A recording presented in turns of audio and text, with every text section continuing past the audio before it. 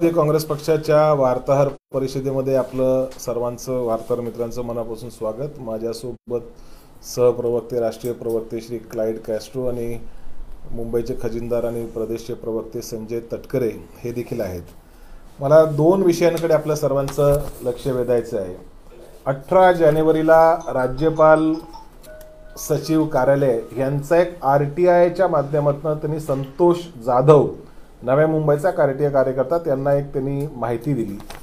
त्या RTI कार्यकर्त्यांनी अशी माहिती मागितली की राज्यपाल महोदयांनी सरकार स्थापन करण्यासाठी राज्याचे मुख्यमंत्री एकनाथ शिंदे आणि उपमुख्यमंत्री देवेंद्र फडणवीस यांना निमंत्रण पत्र पाठवलं होतं का, तर त्याच्यावर असा खुलासा RTIच्या माध्यमातून आलेला आहे।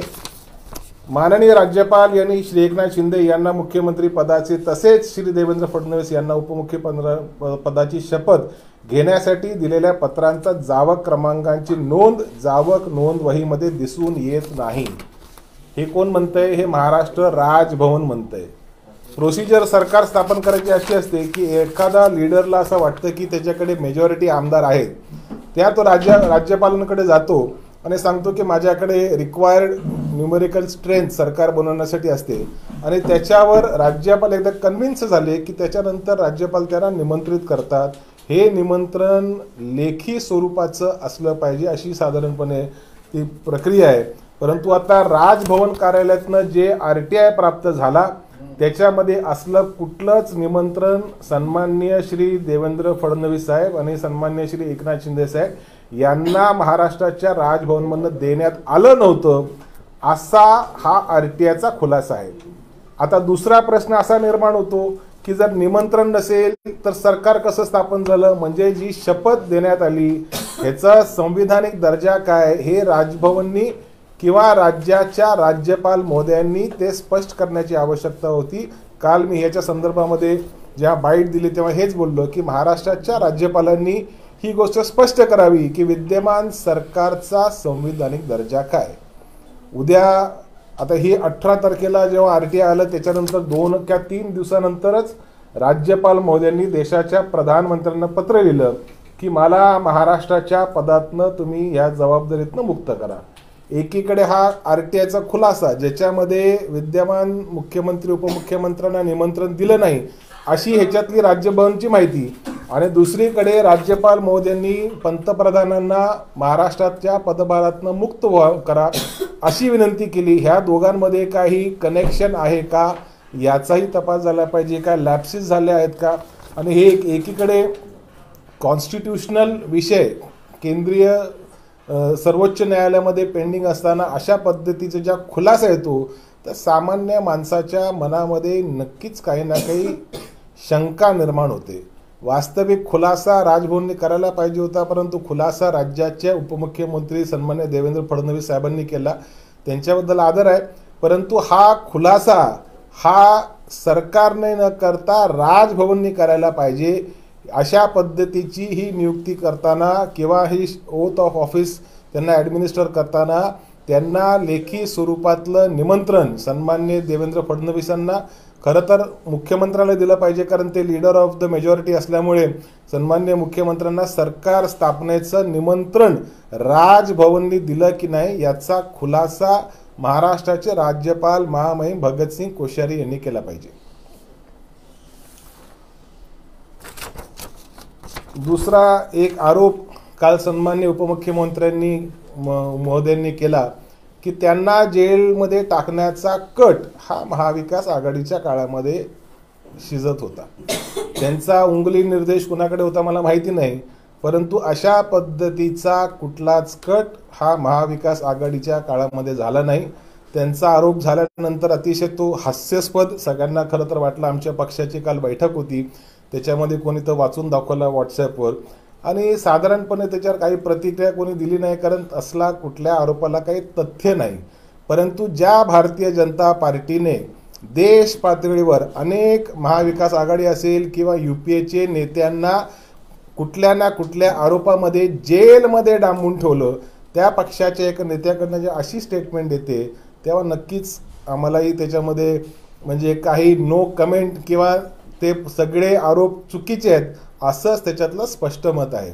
ईडीचा संदर्भामध्ये, CBIच्या संदर्भामध्ये एवढा राजकीय नेत्यांवर आरोप करून त्यांच्यावर ती सूडबुद्धीने कारवाई झाली की आता काल झवेरी बाजारमध्ये तोत्या ईडीच्या अधिकाऱ्यांनी तिथे रेड टाकली, तिथे सोनं उकळलं आणि नंतर पोलीस कारवाई झाल्याने त्यांना पकडण्यात पण आलं. परंतु ज्या इन्स्टिट्यूशन्स, ज्यांच्यावर नामांकित इन्स्टिट्यूशन्स आहे, त्यांच्या नावाचा एवढा दुरुपयोग व्हायला लागलेला आहे, हे फक्त भारतीय जनता पार्टीच्या कार्यकाळामध्येच होऊ शकतं. तिसरा विषय आहे सन्माननीय राज ठाकरे साहेबांचा. त्यांना मुंबईमध्ये लाईटच्या पोल्सवर केलेली रोषणाई ही डान्स बारसारखी दिसते. म्हणजे अतिशय शोकांतिक आहे की राज ठाकरे साहेबांकडनं अशा पद्धतीचं वक्तव्य येणं, मुंबईमध्ये इलेक्ट्रिक पोलवर केलेली रोषणाई जर मला वाटतं राज ठाकरे साहेबांना डान्स बारसारखी दिसत असेल तर हा समस्त मुंबईकर जनतेचा अपमान आहे आणि ह्याच्या संदर्भात राज ठाकरे साहेबांनी त्यांचा खुलासा केला पाहिजे, किंबहुना मुंबईकर जनतेची माफी मागितली पाहिजे. परंतु राज ठाकरे साहेबांना हे दिसलं नाही की बेस्ट 18% वीज दरवाढ मुंबईकरांसाठी करणार आहे.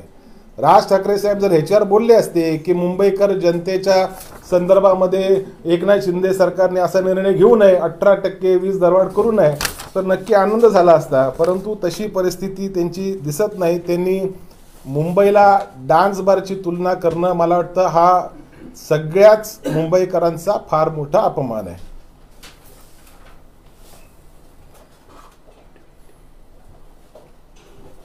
सर आप हिंदी में बता दीजिए कि बाद में पहले क्वेश्चन आंसर कर लेते उसके बाद. महेश जी, हां, जे सरकारने म्हटलंय की आमच्याकडे जे कागदपत्र आहे ते कागदपत्र कोर्टामध्ये आम्ही कदाचित दिले असे असं, कारण कोर्टामध्ये केस असल्यामुळे कोर्टात कागदपत्र असतील. मग तुमचा अविश्वास का की सरकारने मग ते जे पत्र आहे ते कोर्टात दिले असल्याचा दावा जरी करता येते? माझा प्रश्न राज्याच्या महामहिम राज्यपाल महोदयांना होता. त्यांच्या कार्यालयाने अशा पद्धतीचा RTI खुलासा केला आणि कुठलीही कागद जरी कोर्टामध्ये असली तरी त्याची झेरॉक्स कॉपी किंवा छायांकित प्रत आणि त्याचा आवक जावक क्रमांक हा नोंद वहीमध्ये नोंद असतो. ह्याच्यामध्ये सरळ लिहिले की उपमुख्यमंत्री यांना शपथविधी घेण्यासाठी दिलेल्या पत्राची जावक क्रमांकाची नोंद जावक नोंद वहीमध्ये दिसून येत नाही. हा त्यांच्या खुलास्यामधला डायलॉग आहे. म्हणजे त्याच्यामुळे खरं कोणाला मानायचं? जे नंतर काल उपमुख्यमंत्री मोदींनी खुलासा दिला तो खरा आहे की राजभवनने हे जे पत्र पाठवलं तर खरं आहे? त्याच्यामुळे त्यांच्याकडे बहुमत आहे ह्याच्याबद्दल माझ्या मनात शंका नाही. परंतु जी प्रोसेस आहे, लीडर ऑफ द मेजॉरिटीला बोलून त्यांना आमंत्रण देऊन त्याला सरकार स्थापनेचा प्रस्ताव देणं हे राज्यपालांची एक प्रोसेस असते राजभवनची. ती प्रोसेस या माध्यमातून झाली नाही असं एकंदरीत समजतं. आणि जर ती प्रोसेस झाली नसेल तर ह्याला घटनात्मक काय पेच निर्माण होतील हा देखील एक नवीन प्रश्न निर्माण झाला आहे.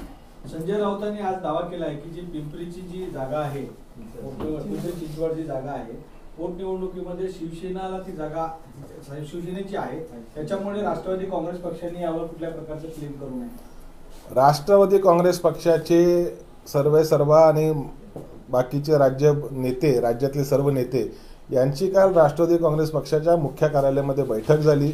त्याच्यामध्ये अनेक गोष्टींवर चर्चा झाली. त्याच्यानंतर संध्याकाळी रात्री मला तर 9च्या सुमारास मातोश्रीवर आमचे प्रदेश अध्यक्ष जयंत पाटील साहेब आणि विरोधी पक्षनेते अजितदादा, सन्मान्य तटकरे साहेब हे देखील गेले आणि तिकडे सकारात्मक तोडगा काढण्याच्या संदर्भामध्ये महाविकास आघाडी भक्कम आघाडी करून मुंबई महापालिका असेल किंवा ह्या पोटनिवडणुका असेल त्याच्या संदर्भातली काही चर्चा झाली. निश्चितच प्रत्येक पक्षाला वाटतं की आम्ही ती लढवली पाहिजे, पण त्याच्यातला समोपचाराने हा निर्णय लवकर घेण्यात येईल. पिंपरी चिंचवडची जागा सोडणार असं काय? नाही, पिंपरी चिंचवडची जागा राष्ट्रवादीचेही लोक क्लेम करत आहेत, पण समोपचाराने वरिष्ठ नेते ह्या संदर्भातला निर्णय घेतील.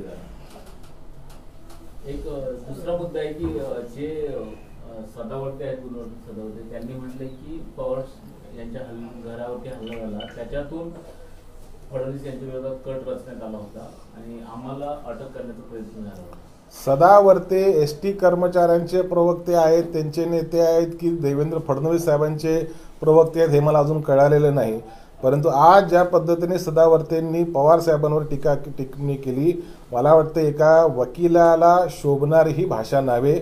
आपण एखाद्या ज्येष्ठ नेत्याच्या संदर्भामध्ये जेव्हा बोलतो तेव्हा अरेतुरीची भाषाने आदराने बोललं पाहिजे. वैचारिक मतभेद असू शकतात, त्याला लोकशाहीमध्ये स्थान आहे, परंतु ज्या पद्धतीने आरडाओरडा करून सदावर्ते आज बोलत होते, मला वाटतं कुठल्याही लोकशाहीला शोभनीय असं त्यांचं वर्तन नाही. ही जी माहिती अधिकारात माहिती आली आहे याच्या संदर्भात हायकोर्टात तुम्ही नाव घेणार आहे का? कारण की अशा पद्धतीने जर असंविधानिक गोष्टी घडल्या असतील तर राज्यपालांच्या भूमिकेवरती संशय निर्माण होते आणि कोर्टाकडून दिलासा मिळवण्यासाठी तुम्ही कोर्टात जनहित याचिका दाखल करणार आहात. राज्यपाल महोदयांनी महाराष्ट्राच्या पदातनं मुक्त व्हावं ही इच्छा जाहीर केल्यानंतर वास्तविक अशी आमची अपेक्षा आहे की उद्याचा झेंडावंदन राज्यपाल कोश्यारीजी यांच्या हस्ते महाराष्ट्रातलं होणारं शेवटचं झेंडावंदन असावा. परंतु आता ही माहिती आल्यानंतर आम्हीही देखील याच्या संदर्भातला कायदेशीर पाठपुरावा करत आहोत. पक्षाच्या स्तरावर ह्या संदर्भातला निर्णय आम्ही घेऊ.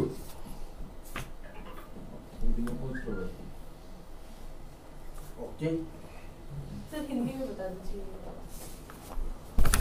महाराष्ट्र के राज्यपाल कार्यालय से 18 तारीख को एक आरटीआई एप्लीकेशन का खुलासा आया. उसमें उन्होंने लिखा है कि CM Eknath Shinde and deputy CM Devendra Fadnavis ji को शपथ ग्रहण करने के लिए किसी प्रकार का कोई पत्र या उसका नोटिफिकेशन गवर्नर हाउस के रिकॉर्ड्स में नहीं है. वास्तविक जब कोई लीडर ऑफ द मेजॉरिटी खुद की गवर्नमेंट क्लेम करने के लिए राज्यपाल महोदय को मिलता है तो राज्यपाल कन्विंस होने के बाद उसको इनवाइट करते हैं, ऑफिशियली इन राइटिंग इनवाइट करते हैं कि आप अगर सरकार बना सकते हैं, आपने जो ये आंकड़े दिए ये तो आप ये सरकार बनाइए.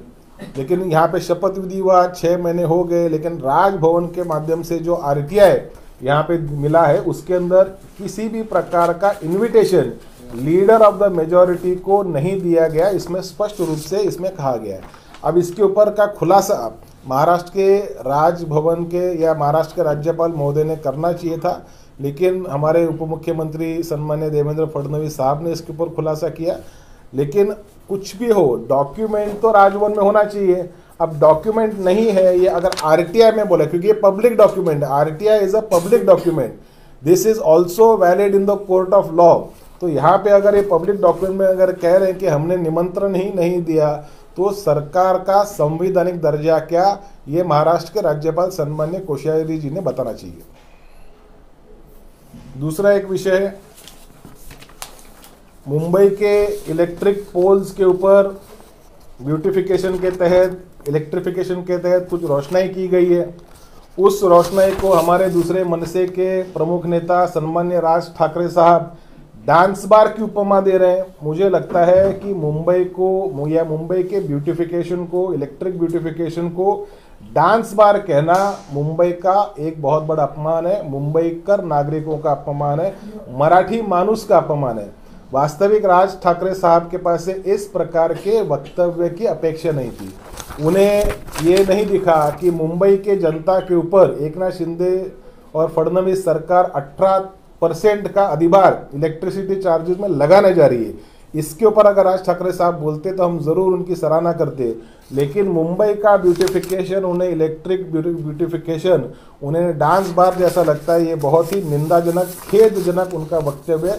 मुझे लगता है राज ठाकरे जी ने मुंबई कर जनता से माफ़ी मांगनी चाहिए.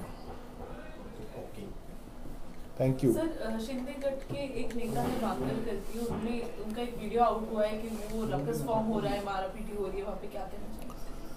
शिंदे गट के विधायक संतोष बांगर एक हैबिचुअल ऐसे नेता हैं जो बार बार जाके किसी ना किसी प्रकार का रकस क्रिएट करते हैं, मारधोड़ करते हैं, गाली गलौज करते हैं. जब शक्ति प्रदर्शन की बात हुई तो महाराष्ट्र गवर्नमेंट के सह्याद्री गेस्ट हाउस में उन्होंने शक्ति प्रदर्शन किया. पिछले साल इसके संदर्भ में मैंने प्रोटोकॉल आयुक्त मनीषा महेश्कर जी को लेटर भी लिख के कंप्लेन भी की थी, लेकिन किसी प्रकार का रिवर्ट उनके पास से नहीं आया. फिर कोई कैंटीन वाले को मारा, फिर किसी को गाली गलौज दी, और अभी मेरे ख्याल से किसी आईटीआई के प्रोफेसर को उपाध्याय शायद उनका नाम है, उनको मारपीट किया, ऐसा कुछ वीडियो आया।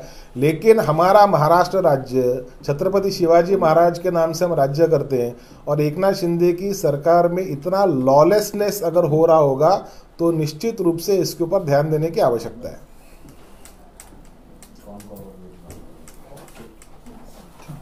Thank you everybody.